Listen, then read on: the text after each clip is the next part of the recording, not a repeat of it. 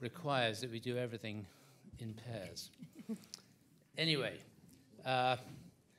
so we were invited a few months ago to present to the board, and it was Glenn Hanson's idea that we talk about the structure of our association. Of course, he conveniently delayed it until it's my turn. So here we are. So we always introduce ourselves as, president of CODFA, etc. And we wanted to give you a bit of a better idea, a snapshot of what our association is all about. So we're going to start off tonight with a relatively brief overview, and maybe in subsequent months we'll come back and highlight a few things. So I want to talk a little bit about the history of the organization and what, as an organization, we're about. So we're going to look a little bit at the history of it.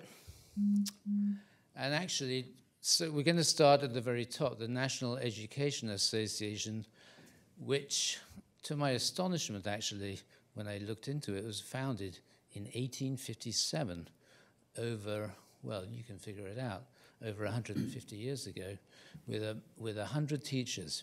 And now it is the largest professional organization with over 3.2 million members, and its mission is to advocate for education professionals and also for students in public education.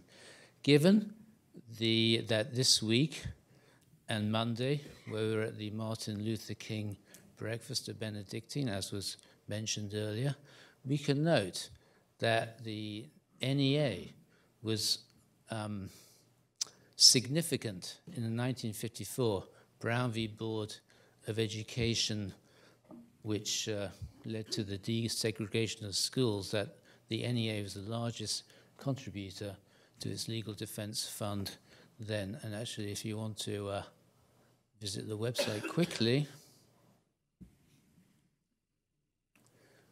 maybe, or maybe not,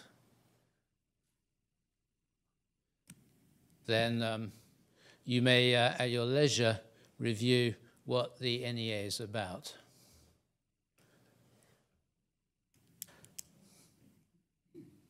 So the Illinois Education Association, which is a part of the NEA, was actually founded 4 years before the national one in 1853, if you can believe that.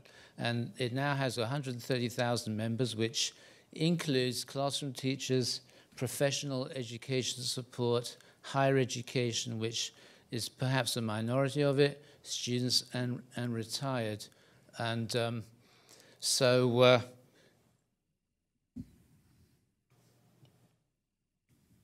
I just wanted to visit the website there briefly. Just to note that Jackie McGrath is on the board of the IEA by virtue of her being a director of one of the regions, Region 32, of which the COD Faculty Association is a member.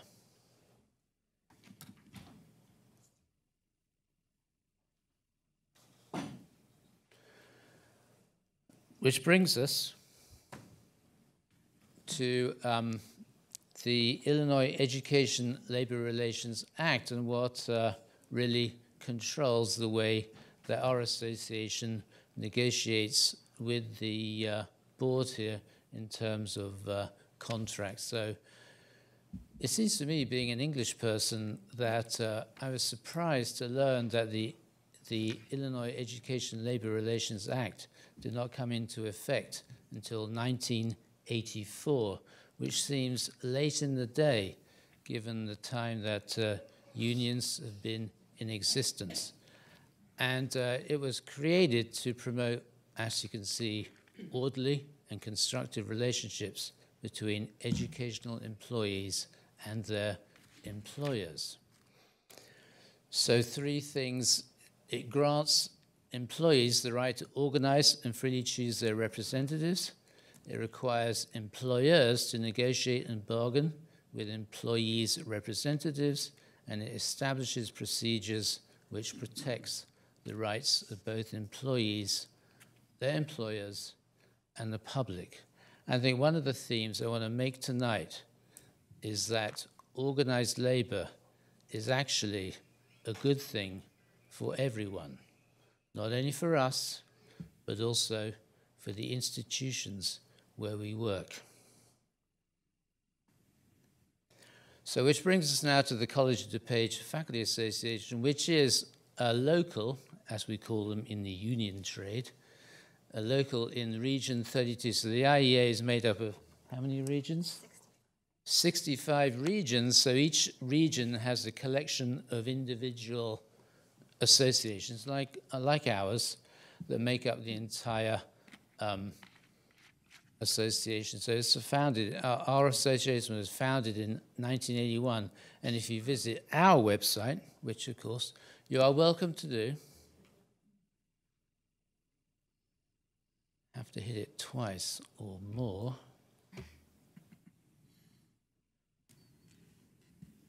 Then at the front there, so you can find out information about like who's on the Senate, who our various committees are, our various documents like our contracts, our blogs, which you are more than welcome to read, our erudite opinions, etc. And we'll talk a little bit more about the different components of it in just a second. But our mission statement is that we are the full-time faculty of the College of DuPage. Our expertise drives the curriculum, our professionalism enriches the community, and our passion for teaching sustains our students. Our association has an elected Senate, and we'll talk a little bit more about those and some officers. And we work in the public interest to raise the educational attainment of our district. And like I said before, our association is part of Region 32 in the IEA, which is a component of the NEA. So one point I wanted to make, and perhaps over ensuing months will amplify this, is that unions, our association, is good. Their existence are good for this institution and the region in general. The second point I want to make is that our association is not just about bargaining, wages, working conditions, and all that jazz. We are fundamentally and centrally integrated into the academic workings of the college. So we have 4 officers. We have the president, myself, Jackie, vice president, secretary, Denise Cote, and our treasurer, Tom Robertson. We have, at the moment, 18 senators, and each one of these senators represents a particular discipline area, typically representing 15 to 20 faculty, depending. And everyone is elected every 2 years, so everybody serves a 2-year term. There are no limits at this point. And we meet twice, well, bi-weekly, during the main semesters, twice during the summer, to discuss issues of importance. So I wanted to point out some of our significant committees that I hope will demonstrate that we're more than just about our conditions. I think at one meeting I said that the primary role of the association leadership was to represent the rights of the faculty. But as instructors, we advocate for the needs of the students. I think our association does both of these simultaneously. And I think we can sustain that works okay. So one of our main committees is the Welfare Committee, which is really all about maintaining the contract, and subcommittees of this include negotiations. The Insurance Committee, that's obviously been active quite a bit in the last year as we've come to a new set of insurance agreements, and the Grievance subcommittee, which in the ideal world would never meet, but sometimes it's required to do so. So that's more about the contract. And then when we come to instruction, this is all about academics. So this is a very large and important committee which discusses issues of academic importance that relates to instructions.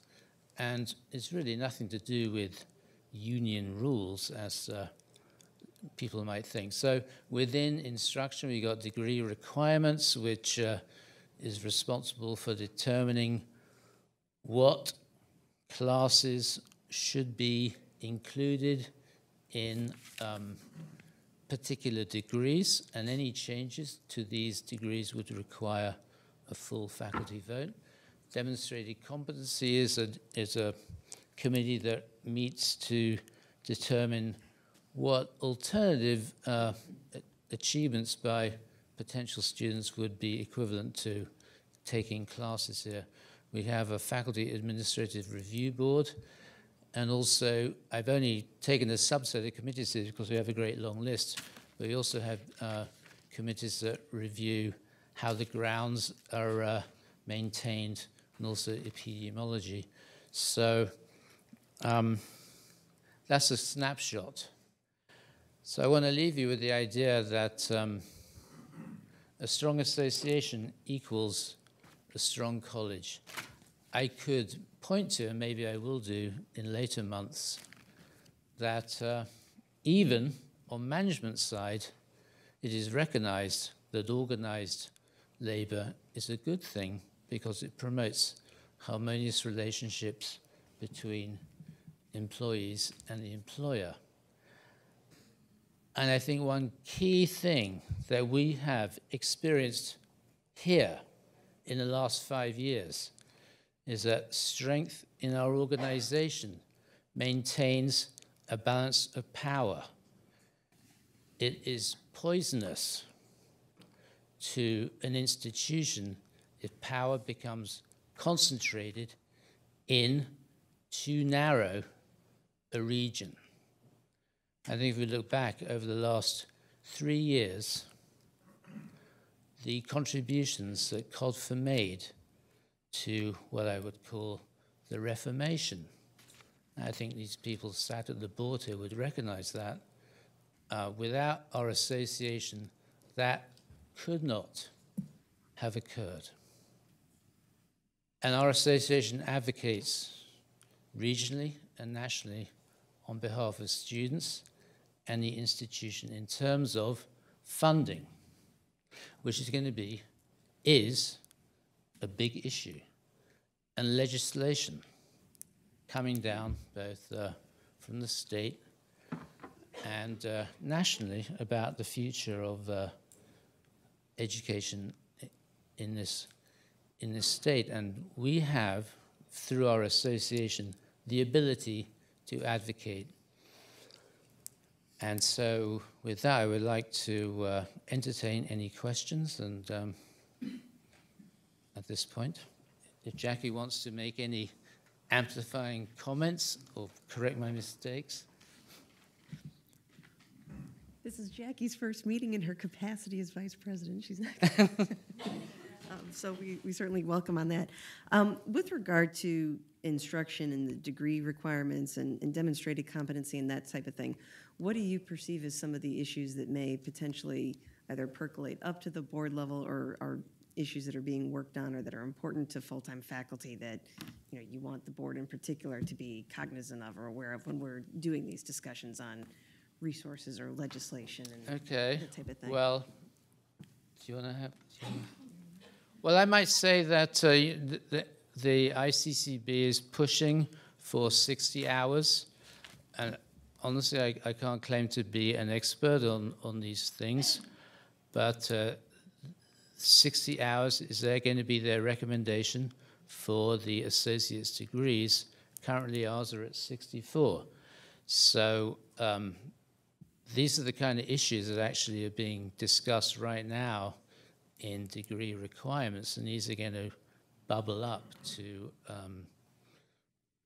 get to a position where we have to consider how we can structure the structure of the degrees to allow for that diminishing of the 4 hours. Again, I'm not an expert, but this is something we could certainly review in a future meeting, and we could bring people in that have spent their time thinking about this. But I'm aware of it as one thing that's important. Did you want to say anything? I would add that the instruction committee is regularly focused on topics related to instructional infrastructure. So, IT services, classroom space, instructional resources. So that is kind of a ongoing topic that comes up that relates to all kinds of things besides instruction, as well as budget topics. Well, I suppose we're always concerned about the supporting IT infrastructure that supports instructors. That's another thing that we can have a discussion about. Like, what's the best way to proceed with online classroom management, etc.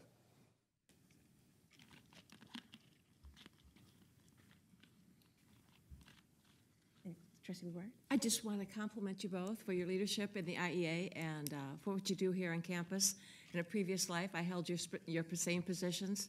For 9 years, I was president of the Naperville Unit Education Association in District 203 and served on the IEA board for 6 years and on the NEA board for 6 years.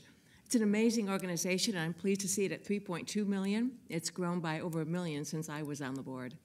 So we do good work, so thank you. Yeah, back in the 90s, I actually worked as a resident in 203. Did you? To fight for a referendum. That's right. Back in those days, remember that? Yeah, I walked door to door. Knocked on those doors, didn't we? Yep. Does anyone else have any questions or anything?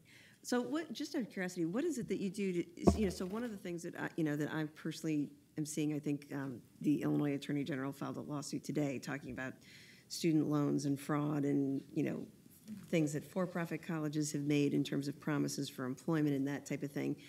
As far as I'm concerned, it's only a matter of time until it starts coming to public colleges and institutions. To what extent do you have resources that are doing that type of trend spotting and figuring out ways in which institutions are going to need to start following where the law is going? Well, I'll add that the Illinois Education Association has a statewide campaign around MAP grants, because educators and students live in every legislative district throughout the state, and we, I think, see our transfer institutions really suffering under the current budget impasse. So that's a major advocacy issue, and besides postcards and phone calls and lobby days and really truly grassroots activism, there's a lot of policy research around the role debt plays in college completion. One of the main reasons students drop out of school, school is the inability to pay, right? So to be able to provide that kind of research and data on a statewide basis to people who make decisions about topics like MAP grants and setting tuition rates across the state and so on is really crucial. So data and research is part of the organization. Anyone else have questions? Thank you. Thank you.